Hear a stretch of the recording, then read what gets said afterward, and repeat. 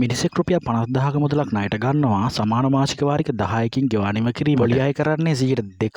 හීනවන ශේෂ ක්‍රමයට නම් මුළු පොලිය සොයා සමාන මාසික වාරිකයක අගය සොයන්න. මේක තමයි අද කියලා දෙන ගැටලුව. මේ වගේ තවත් ගැටලු රාශියක් තියෙනවා mathtubelanka2.blogspot.com blog site එකේ. අපො සාමාන්‍ය පෙළ ලියන දරුවෙක් නම් අනිවාර්යයෙන්ම භාවිතා කරන්න ඕන වෙබ්සයිට් එකක් තමයි මේක. මොකද සිලබස් එකේ තියෙන සියලුම පාඩම් තාම කෙටියෙන් පැහැදිලි කරලා තියෙනවා. ඉතින් අද ගැටලුවේ මේ මිනිස්සයා මේ රුපියල් 50000 ගෙවන්නේ මාස 10කින් නම් ඔයාලට තේරෙනවා එක මාසෙකට රුපියල් 5000 ගාණ ගෙවන්න. පළවෙනි මාසේ වාරිකේ ගෙවනකම් මේ මිනිස්සයා ඒ බැංකුවට රුපියල් 50000ක් ණයයි. දෙවෙනි මාසේ වාරිකේ ගෙවනකොට ඒ මිනිස්සයා ණය 45000යි. තුන්වෙනි මාසේ වාරිකේ ගෙවනකොට ඒ මිනිස්සයා ඒ බැංකුවට ණය 40000යි. මොකද මේ මිනිස්සයා දිගටම 5000 බැගින් හැම මාසෙම ගෙවනවා. මේ තියෙන මේ මිනිස්සයා සඳහා එක් මාසයක් සඳහා ණය මුදල. මොකද මේ මිනිස්සයා මුලින්ම 50000ක් ණය, ඊළඟට 45000ක් ණය, ඊළඟට 40000ක් ණය. මොකද හැම මාසෙකම අන්තිමයට ගිහින් එයා වාරිකයක් ගෙවනවා. එතකොට එන්න ණය මුදල අඩු වෙනවා. දැන් අපි බලමු එක් මාසයක් සඳහා පොලිය කොච්චරද කියලා. අපිට ඉතින් මේ ගාන කියලා තියෙන පොලිය 2%යි කියලා. ඒ නිසා මේ හැම මාසයකම මේ මිනිස්සු ණය මුදල අපි 2%ක පොලියෙන් වැඩි කරලා උත්තරේ අරන් තියෙනවා. ඒ අනුව පළවෙනි මාසෙට 1000ක මුදලක්